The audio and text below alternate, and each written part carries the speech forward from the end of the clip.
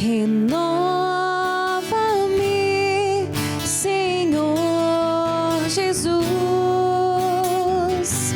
Já não quero ser igual. Renova-me, Senhor Jesus. Põe em mim teu coração. Olá, gente, estamos começando o programa Conhecendo a Palavra com Dom José Antônio Peruso, arcebispo aqui da Arquidiocese de Curitiba. Quero acolher você de todo o Brasil que nos acompanha pela Sky, pelos canais abertos, pelos canais digitais, pelas plataformas de streaming. Separa agora caneta, caderno e Bíblia e vamos juntos aprender um pouco mais sobre o livro dos Salmos. E eu passo a palavra agora para Dom Peruso. Dom Peruso, seja bem-vindo. Olá, querido irmão, querida irmã, você que gosta da palavra de Deus, gosta de conhecê-la, que gosta dos salmos, inclusive aqui estamos para estudá-los. Não queremos fazer deles um objeto de pesquisa, mas queremos, como dizia Santo Agostinho, crer para compreender e compreender para crer.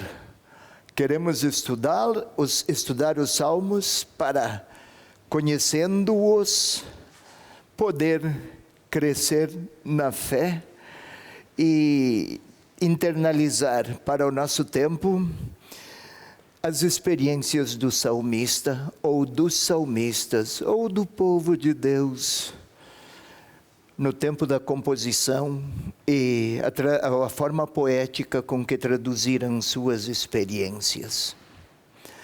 Quero saudar, William, você, o nosso casal aqui de pombinhos, a Tainara e o Lucas, o telespectador. Esses pombinhos aqui falaram-me tempos atrás que eles se conheceram aqui na Evangelizar, é isso? Ah, então na igreja? Sim, a igreja não é só lugar para rezar, então também o amor é lindo, né? A igreja é o melhor lugar, né? Porque a gente encontra pessoas boas, né? Ah, e ele é bom? Ou... Sim, eu casei, né? Então a gente vai estudar o Salmo 50, que é um salmo penitencial, para que ele seja romântico na hora de te pedir perdão. Feito? Feito, combinado. Vamos lá então. Ei, telespectador, você aí também pode construir formas mais românticas de se condoer pelas próprias fragilidades e recuperar relacionamentos. Mas fora a brincadeira. O Salmo 51, nós já tínhamos começado a estudá-lo. É longo, relativamente longo. Mas é um salmo presente nas nossas celebrações, nos nossos retiros, nos encontros que se fazem de caráter espiritual, não apenas nos encontros de tipo litúrgico, mas é presente em tudo. E ele toca na interioridade mais profunda das nossas fraquezas. Não nos agrada tornar públicas as nossas fraquezas, mas sem tomar consciência delas, também os nossos relacionamentos conosco e com os outros se tornam, e com Deus, tornam-se comprometidos. Então eu convido você, sua Bíblia, Salmo 51. Se sua Bíblia for Ave Maria, então é Salmo 50. Não nos preocupemos qual é a razão dessa diferenciação dos números, já foi explicado uma vez e não é isso que conta agora. É a palavra que se tornou oração. Ou a oração que se tornou palavra escrita e agora nós, na palavra escrita, dela nos servimos para fazer nossa oração. Na outra vez, nós começamos e fomos até o versículo 7. Mas parece-me importante retomar alguns elementos introdutórios, muito simples. Vamos até nos servir aqui da tela. Eu quero saudar a Ana lá, nossa linguagem de Libras. Isso, olha aí a nossa loirinha. Ana, bem-vinda. Como a gente diz bem-vindo na linguagem de Libras? Sei. Sei. Isso aí.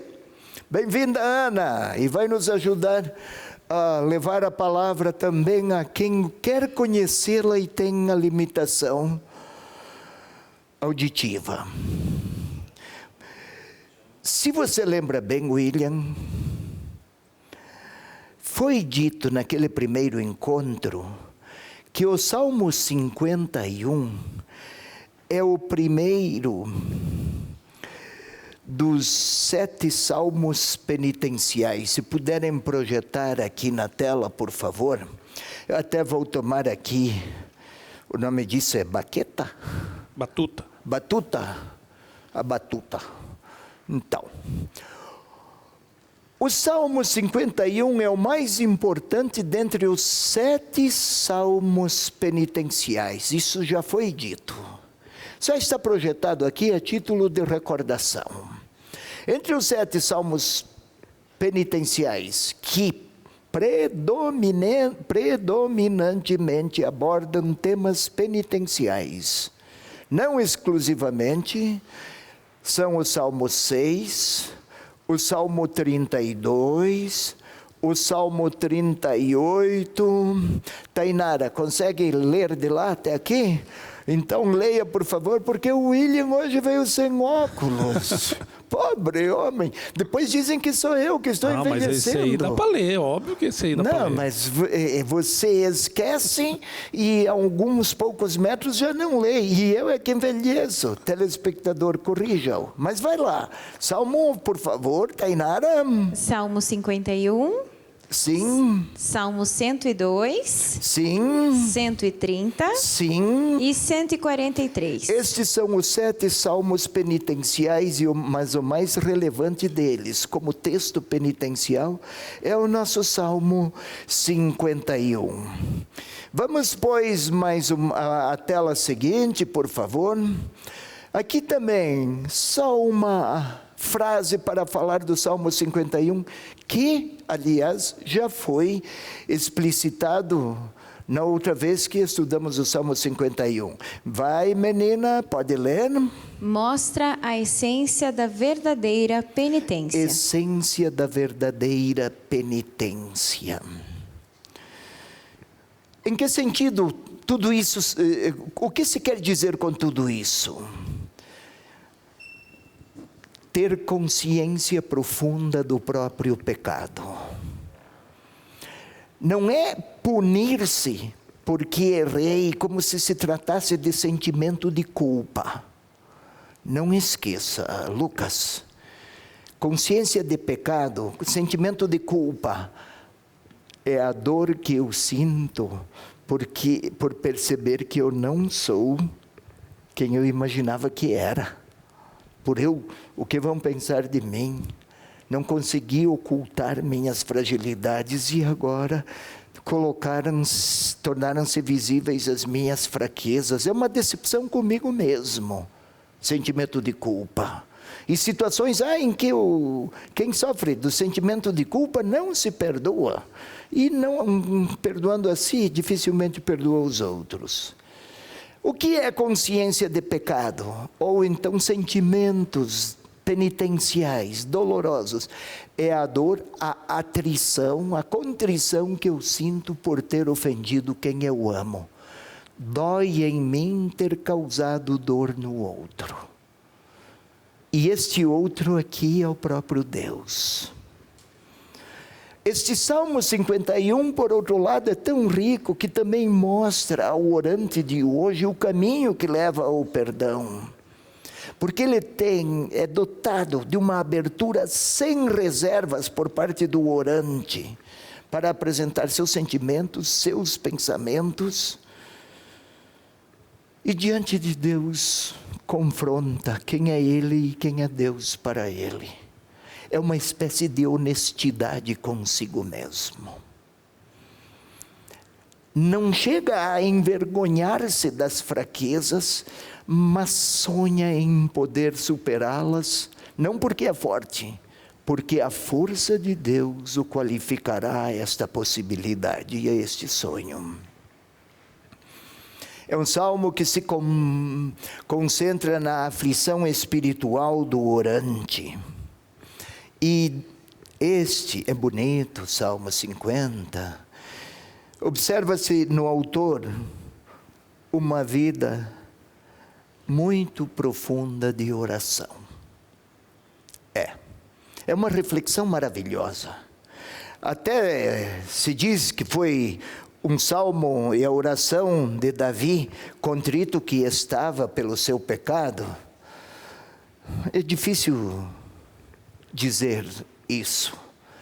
Houve uma tradição que associou o arrependimento de Davi com este salmo. Pode mostrar a tela seguinte, por favor. Tudo isso já foi visto. Mas como já faz um bom tempo, eu estou recordando. Você que é jovem, William, deve lembrar de tudo isso, né? Sim, lógico. Você viu? Ele vai ter que rezar o Salmo 51, porque a mentira também é pecaminosa. Você não é bom ator, vai ter que ensaiar um pouco. Dom Peruso, nós estudamos a primeira parte do Ou você Salmo, é tão inocente que quando tem que mentir não é capaz. Eu acho que é isso. Nosso inocente. Seu nome não deveria ser William, deveria ser Inocêncio William. Dom Peruso. Sabe que eu vou lhe chamar de Inocêncio. Ficou bom, né, telespectador? Mas o texto não nos permite, e nem ao Inocêncio, concluir que é um salmo de Davi. Veja, salmo de Asaf, salmo dos filhos de Coré, daí tem também os salmos de Davi. São grupos de salmos atribuídos a autores antigos, sem que originariamente a composição provenha deles. Então eu peço a você, nosso querido flamenguista, Inocêncio, sempre jovem, que jamais esquece, que leia. Lendo de perto você consegue, né? De longe está difícil. Sei. Então agora vamos tentar adentrar nos versículos do Salmo, até o versículo 7. Você acompanha aí, por favor, sua Bíblia em mãos, e também acompanhando, talvez seja de outra tradução, a sua é a Bíblia de Jerusalém, hoje eu vim com a Bíblia da CNBB, talvez a sua seja Ave Maria ou Pastoral, o que for, mas acompanhe na sua Bíblia e também na leitura do nosso jovem Inocêncio. Tende piedade de mim, ó Deus, por teu amor. Apaga minhas transgressões por tua grande compaixão. Lava-me inteiro da minha iniquidade, purifica-me do meu pecado. Pois reconheço minhas transgressões e diante de mim está sempre o meu pecado. Pequei contra ti somente pratiquei o que é mal aos teus olhos. Tens razão, portanto, ao falar, e tua vitória se manifesta ao julgar. Eis que eu nasci na iniquidade, minha mãe concebeu-me no pecado. Se observarmos os verbos nos quais Deus é o sujeito, quais são? Tem piedade, lava-me, purifica-me, protege-me, eleva, apaga as minhas transgressões. Se observarmos o orante e suas ações, pequei, tropecei, não fui fiel, tenho consciência de quem sou. Quase a dizer, desde a minha existência mais primordial eu já nasci fraco. Então, Senhor, tua onipotência confrontada com a minha fraqueza. mas não um encontro de afronta, um confronto, duas frontes, uma diante da outra. Um para falar da sua dor e pequenez, outro para mostrar sua compaixão. E chegamos ao versículo 7. E daí nós vamos aqui ao outro 8, por favor, vamos lá. Leia, por favor, William, versículo 8. Eis que amas a verdade no fundo do ser e me ensinas a sabedoria no segredo. Aqui eu tenho a CNBB, mas tu amas a verdade no coração, e no íntimo me manifestaste a sabedoria. Traduzir poesia de uma língua para outra, especialmente de uma língua oriental, o hebraico no caso, para o ocidental, é uma obra, é uma tarefa extremamente delicada, difícil. Mas aqui, vamos com a tradução que temos. Eis que amas a verdade no fundo do ser, e me ensinas a sabedoria no segredo. A solução da crise nas relações entre o pecador e Deus não se realiza por um ato mágico. É preciso aqui um ato ou uma escolha relacional. Não se trata de acionar um interruptor como a energia elétrica. Eu aciono, a luz se acende, eu desativo e a luz se apaga. Mas é um caminho. E nesse caminho o abandono ao amor de Deus é a grande possibilidade.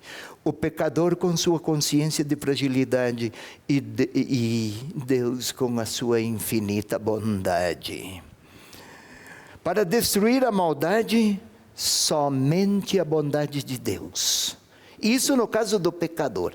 Mas em todas as situações da vida, se quisermos seguir Jesus Cristo, mas também Paulo testemunha isso. A melhor maneira de vencer a maldade é agir com bondade. Nunca esqueçamos disso. Se a reação for maldosa diante da maldade, multiplica numa espiral de conflitos, de tensões, de contrastes, de rupturas e de rancores. Telespectador, você que está acompanhando, você sabe quantos conflitos no nosso tempo, a toda hora, por pouca coisa, grandes brigas, até por ideias. Nada tão salutar quanto pensar diferente, mas conviver com grandeza de alma. Mas facilmente a violência se torna uma reação quase lógica. Para vencer a maldade, a melhor relação é a bondade. E isso não é ser idiota. É neutralizar o poder da maldade e dos maldosos. Mas vamos observar. Lava, purifica a interioridade. Isso, eis que amas a verdade no fundo do ser e me ensinas a sabedoria. Para ser veraz é preciso ser sábio. Sabedoria. Sabedoria não é, o sábio não é aquele que sabe muito, William. Esse pode ser um intelectual, pode ser uma pessoa competente, pode ser uma mente brilhante, Sábio, filha, é aquele que interpreta pessoas e situações a partir de Deus. Viu, Lucas? Telespectador, me ensinas a sabedoria, me ensinas a interpretar pessoas e situações a partir dos critérios de Deus. E a pessoa que ora, integra em si o modo de Deus interpretar os outros. É por isso que eu falei que a melhor maneira de vencer a maldade é tornar-se repleto, repleta da bondade que procede dele, do alto. Amas a verdade, eis que amas a verdade. Aqui está colocado em contraste. Está colocado em contraste com os sacrifícios, os ritos, as cerimônias. Dá para, às vezes, nos deixamos iludir que com grandes cerimônias, com pompas rituais, estaríamos alcançando e comovendo o próprio Deus. Se faltar o coração e a adesão interior, é tudo jogo de cena. E às vezes somos tentados à grandiloquência ritualizada, mas que não traduz uma verdade internalizada.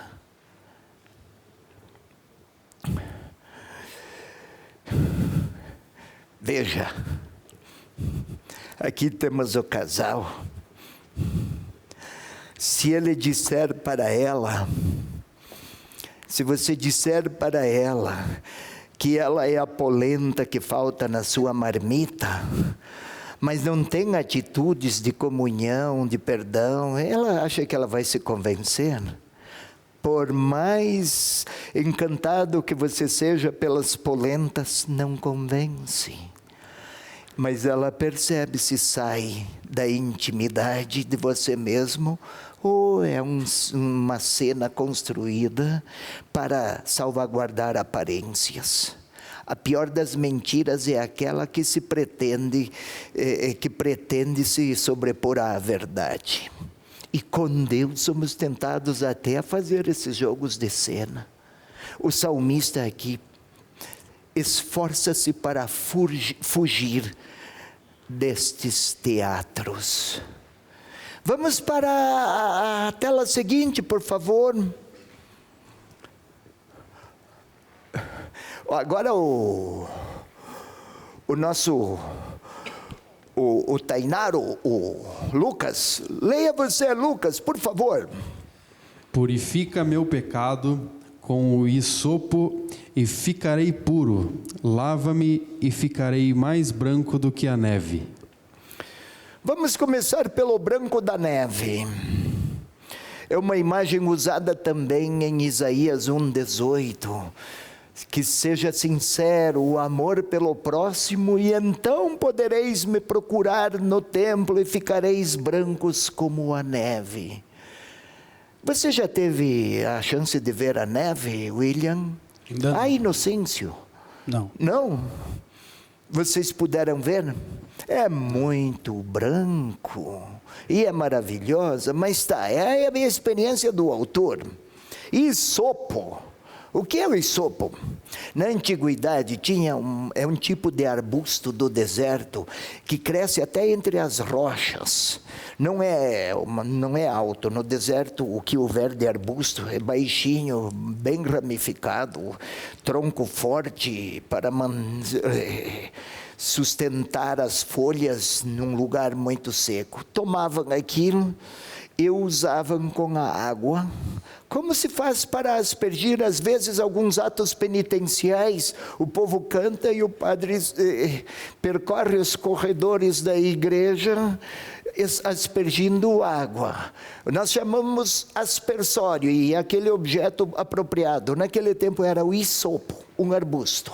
Mas, se não há pergunta hisopo, o que é esse negócio? Mas aqui não interessa tanto o hisopo. É a purificação. Quando alguém era purificado da lepra, pensava-se que e qualquer problema de pele, naqueles sóis, olha os sóis, né? Agora é plural, naquele sol escaldante do Oriente, a pele se enchia de manchas e facilmente chamavam de lepra. E quem era leproso era considerado rejeitado por Deus. Mas se alcançasse a cura, ia até o templo e o sacerdote reconhecia que estava curado, está puro. Deus agora o aceita, não é mais rejeitado por Deus. Aqui, purifica meu pecado com hisope, que eu possa ser acolhido e amado por Deus, que não esteja mais naquela condição de rejeitado.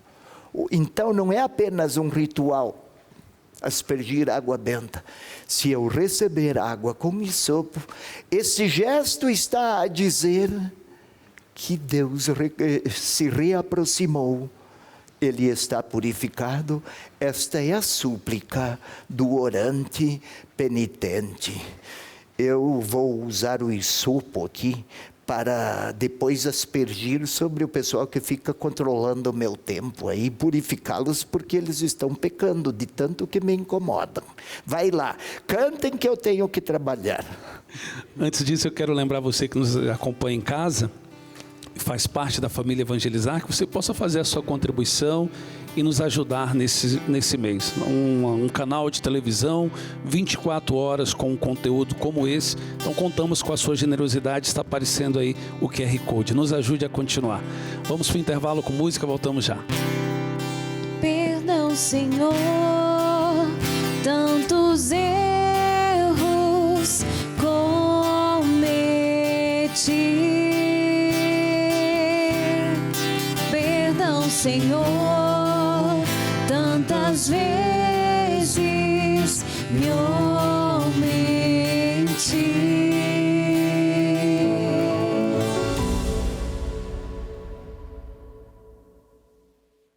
A TV Evangelizar também está no Instagram. Segue a gente por lá.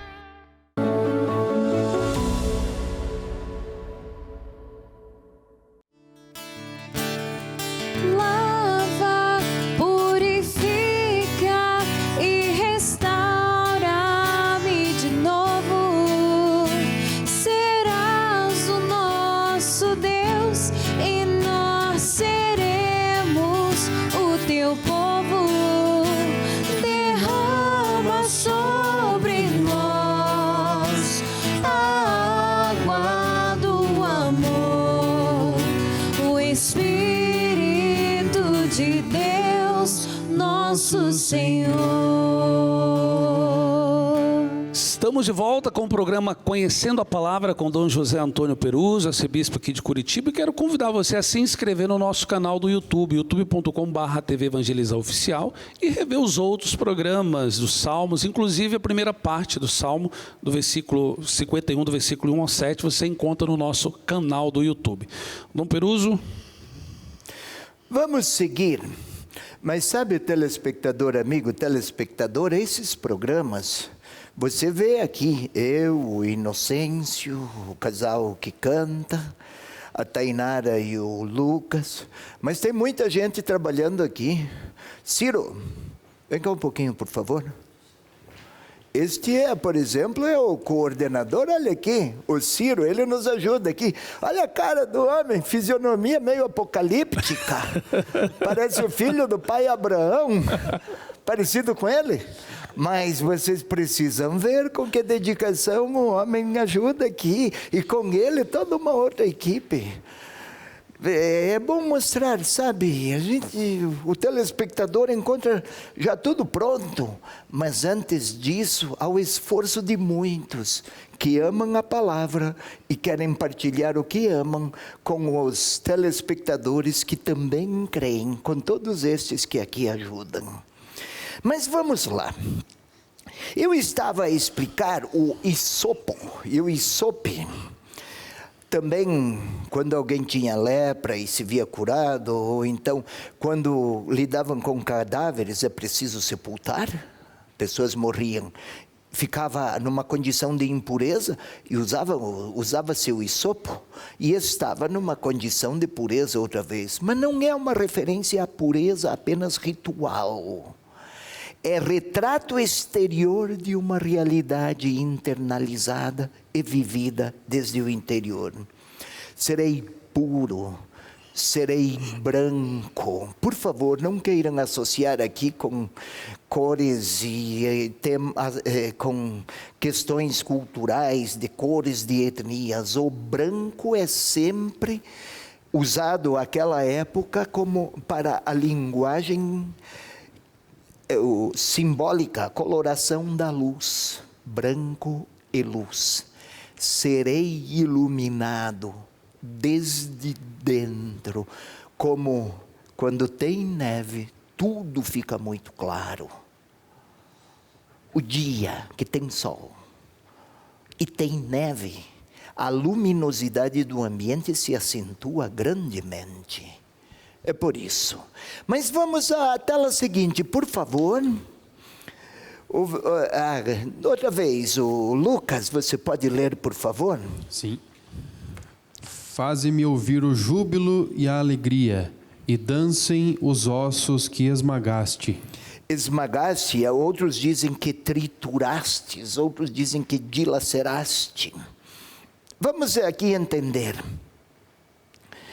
Faze-me ouvir o júbilo e a alegria. Olhe, o orante pede que o júbilo e a alegria tenham sua fonte no próprio Deus.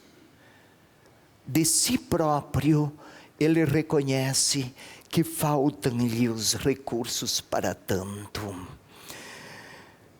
Ele espera uma notícia alegre, e sua alegria alcançará até a medula óssea, que dancem os ossos que esmagaste. Ou então, que estão triturados. É sempre traduzir poesias, é delicado. Que dancem os ossos que foram triturados ou que trituraste. De qualquer maneira, a súplica contempla uma mudança radical no estado de ânimo do orante. Não se trata aqui, dancem os ossos que esmagaste, de referir-se a uma dor física, não é isso. Mas um estado de ânimo, de abatimento interior, porque ele não honrou o compromisso de ser fiel a seu Deus, e está dilacerado interiormente por isso. Não consciência de pecado, não sentimentos de culpa, consciência de pecado. Observemos, faze-me ouvir o júbilo e a alegria, e dancem os ossos que esmagaste. Há uma interpretação entre uma interpenetração entre o júbilo e a alegria e os ossos que se sentem dilacerados, como se fosse algo assim: de um lado a dilaceração, o ferimento, a dor, e de outro a alegria e o júbilo, que a alegria que procede de Deus tome conta de tudo o que por agora está dilacerado. Se não houver essa ação do próprio Deus, ele sozinho não se encontra consigo. Desencontra-se, aliás. Vamos um pouco mais, o versículo seguinte, por favor, o que temos lá. Um instante, é isso mesmo, vai para o seguinte. Agora temos 11 e 12. Agora você, filha, pode ler, por favor. Esconde a tua face dos meus pecados, ó Deus, cria em mim um coração puro, renova um espírito firme no meu peito. Parece insistir, não é como essa insistência, como se estivesse aí numa condição desesperada. O desesperado apenas grita, é impaciente, seu falar é dolorosamente ansiado e ansioso pelo imediato, por uma resposta imediata. Precisa de uma realidade nova imediatamente porque ele se vê sob ameaças e perigo. Aqui não.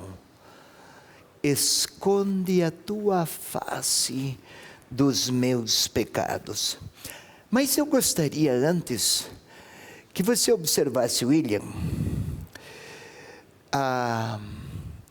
temos aqui uns versículos interessantes que vale a pena. Começa uma nova sessão na realidade aqui do Salmo, mas, telespectador, ele vai ler agora os próximos versículos, próximos 3 versículos. Atento, leia lentamente, William. E você, telespectador, aí na sua Bíblia, por favor, acompanha. Leia também, apesar da diferença de traduções. Queira ler aí, lê aqui. Por isso eu peço que não seja apressada a leitura. Vai lá, filhão. A partir do 11? 12. 12, tá. Vai, interessa mais o 12, mas vê também o 11. Esconde a tua face dos meus pecados e apaga minhas iniquidades todas. Ó Deus, cria em mim um coração puro. Renova um espírito firme no meu peito. Primeiro o uso da palavra espírito. 12. Vai lá. Versículo 12. Ó Deus, cria em mim um coração puro. Renova um espírito firme no meu peito. Não me rejeites para longe de tua face. É o 13 agora, né? Isso. Não me rejeites para longe de tua face. Segue. Não retires de mim teu Santo Espírito. Outra vez, não retires teu Santo Espírito. Sim, e o que mais? Devolve-me o júbilo de tua salvação e que um espírito generoso me sustente. Outra vez a palavra Espírito. Ainda não é referência ao Espírito Santo. Por isso está até em letras minúsculas.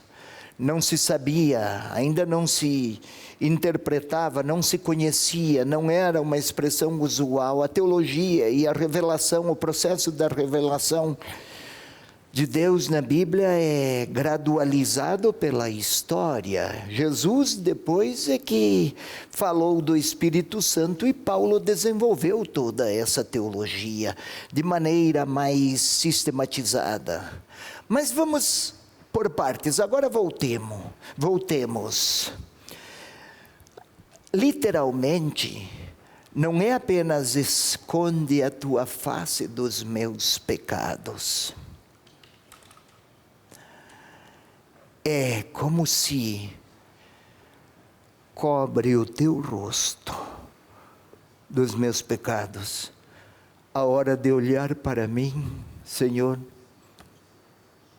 diante dos meus pecados, não olhe, é muito feio. Cobre o teu rosto. É uma imagem mais, digamos assim, concreta do cotidiano. Mas esconde a tua face dos meus pecados. Não tenha olhos para essa minha infidelidade, Senhor. Ó Deus, cria em mim um coração. Cria em mim um coração puro. Renova um espírito firme no meu peito. Comecemos pela expressão, no meu peito. Renova um espírito firme dentro de mim. Começa por lá, Senhor.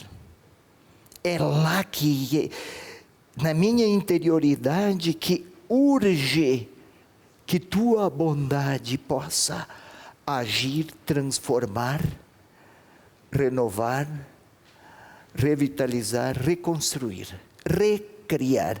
Aliás, cria em mim, ó Deus, cria em mim. O verbo criar no Antigo Testamento é sempre uma referência à ação de Deus Criador.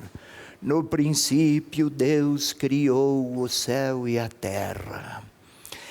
Ou seja, volta, Senhor, e depois criou o homem, criou-os, homem e mulher, criou. Senhor, faze-me voltar àquele sonho precípuo que inspirou a criação, que eu seja um novo homem. Observemos, o pedido aqui de um coração puro. O que pretende?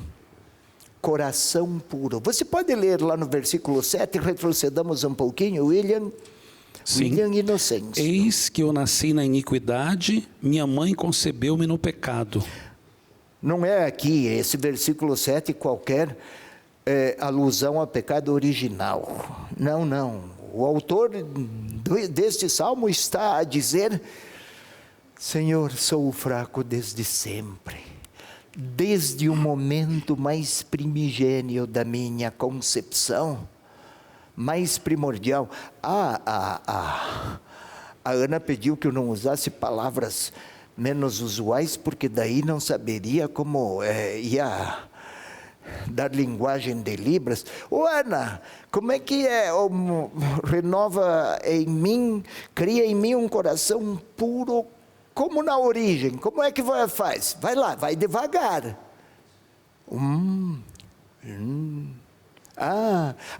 Isso. Nossa, exatamente, viu? William, aprenda, homem. Além de ter um coração puro, também comunique em linguagem de Libras, porque sem óculos você não consegue nem ver os gestos dela. Então vamos lá. Um coração puro, o que pretende? Que na criação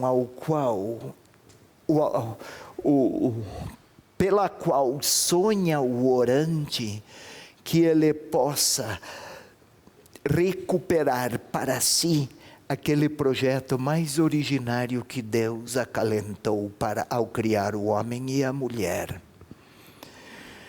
Não é, pois, faz isso agora como se tratasse de põe a caneta de um lugar para outro, mas é um novo homem, uma nova mulher, uma nova pessoa. Isso somente Deus pode fazer, porque o orante já sabe do quanto é limitado. É quase pedir que seja recriado. Vamos um pouco mais, olha. Você já foi aí a Jeremias 31, 31? Ainda não. Jeremias, o profeta, falava de uma nova aliança, não feita sobre pedras, estipulada sobre pedras, mas desde o coração, desde aquela intimidade mais profunda, desde aquela parte do sujeito que somente ele e Deus têm acesso. Vai lá. Porque esta é a aliança que concluirei com a casa de Israel depois desses dias, oráculo do Senhor. Porei minha lei no fundo do seu ser e escreverei em seu coração. No fundo do seu ser e escreverei no seu coração. Mas vamos a uma outra imagem ainda, para que o nosso telespectador que gosta de rezar o Salmo 51, servir do Salmo 51 para a sua oração, vamos observar o que tem lá em Ezequiel capítulo 36, versículo 25 a 26, também é outra imagem maravilhosa. O que tem lá, meninão? Borrifarei água sobre vós e ficareis puros. Água, borrifar, aqui daí não é com o isope, é com alguma outra coisa, deve ser um perfume que ele teria usado e esvaziou, daí pôs a água, vai borrifar, mas seja o que for, vai lá. Sim, purificar-vos-ei de todas as vossas imundícies e de todos os vossos ídolos mudos, dar-vos-ei um coração novo, porém no vosso íntimo espírito novo.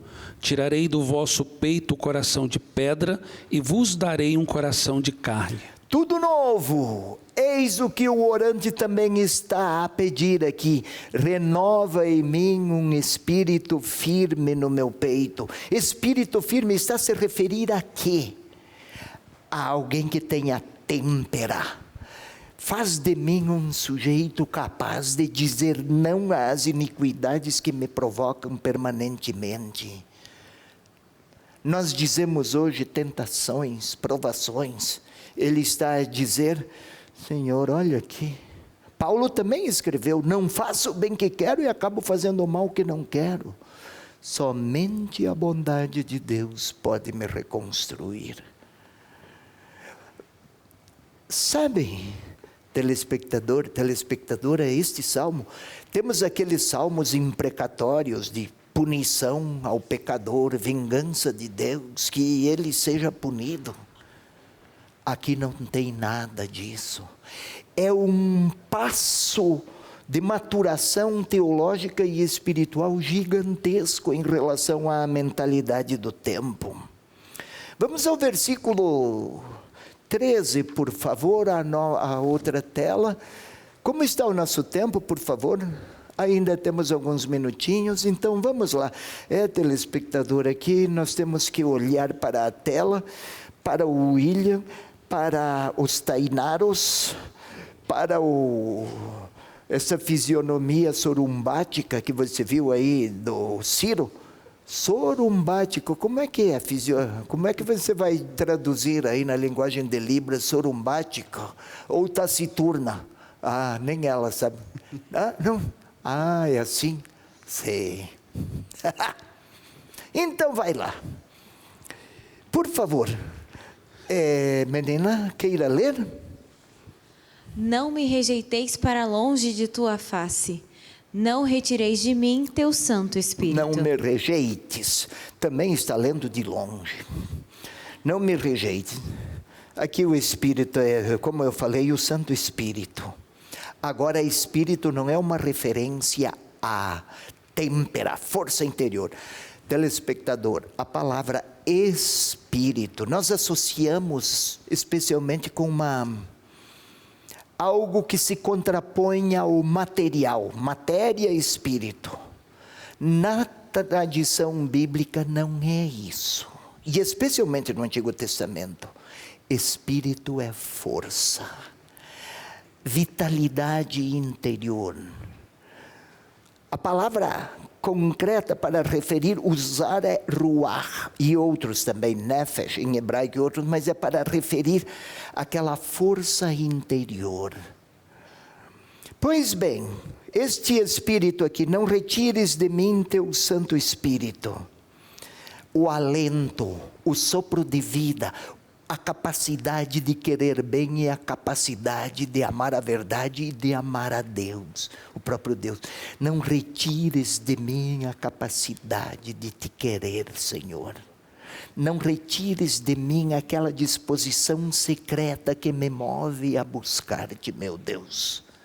Se no versículo anterior espírito era força interior, disposições, têmpera, vitalidade, aqui agora é aquele sopro, aquele alento de fundo que move alguém a alguma coisa. A mãe que se move em direção a seu filho, ela não vai fazer raciocínios. Este agora, ele é meu filho, então é parte da maternidade voltar-me para ele. Não, ela não faz isso. Mas ela tem encantos e vai lá, abre os braços, sorri, pega no colo, abraça. Este alento materno, para falar da mãe com a criança, aqui do penitente com seu Deus. Não retires, é porque supõe que ele pode perder. E o adjetivo santo, não se trata simplesmente de um espírito vital de caráter biológico, mas de vida determinada pela força de Deus. O alento, o vigor, aquela disposição interior cuja origem primeira é o próprio Deus. E retirar o Santo Espírito equivaleria inclusive a que cessasse a aliança. Olha, você tem aliança, você é casado. O nome da sua esposa? Cristiane. Aqui nós temos os dois pombinhos, tem uma aliança. Ele também. Na ordenação episcopal puseram uma aliança, é um anel, mas é aliança. Aliança, aliado. Ele põe a aliança, ele pôs a aliança na mão dela, de agora em diante sou seu aliado. Ela pôs a aliança na mão dele, de agora em diante sou sua aliada. Não retires de mim o teu Santo Espírito. Não retires de mim tuas disposições a ser aliado. É isso. Ele está com medo de perder esta amizade com Deus. E não é que ele tenha méritos. A única chance é que Deus seja bom com ele. Mas ele confia que essa possibilidade é real. O autor do salmo, ou o salmista, assim inseriram nos textos orantes do povo de Israel para que o povo percebesse: Deus se volta com compaixão misericordiosa porque ama. A única chance do orante é que Deus tenha por ele os sentimentos de quem é aliado. E um aliado porque ama. Não apenas porque tem compromissos a honrar. Vamos então, o nosso tempo corre veloz. Vamos lá, 14. Aqui, sim, eu esqueci, 13. Não me rejeite, versículo 14, a outra tela então. Ótimo. Agora vamos mudar, por favor, não retires de ti mesmo as disposições a ler a tela. Leia, Lucas.